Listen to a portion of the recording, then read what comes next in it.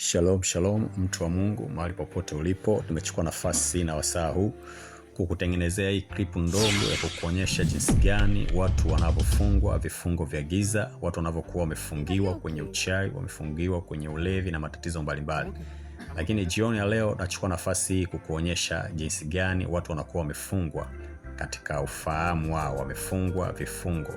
Kwa mtu unakuta haelewi anachofanya, hajui anachofanya, anakataa familia, anakataa watoto, anakataa baba, wazazi na watu wengine, ni kwa sababu amefungwa. Amen.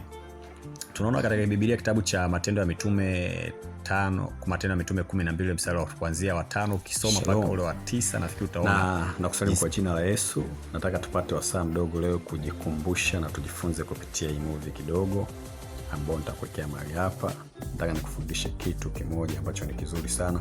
Kuna watu wengi wamefungwa vifungo vya giza, wamefungwa vifungo katika maisha yao.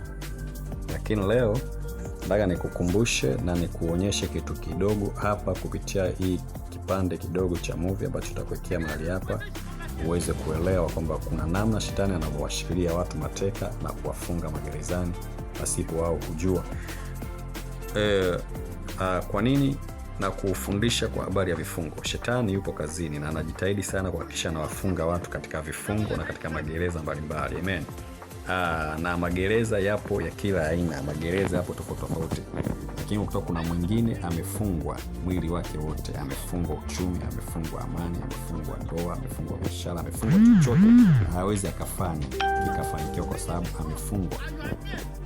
Lakini heri kwako wewe ambaye umefungwa kifungo kimoja, umefungwa vifungo viwili.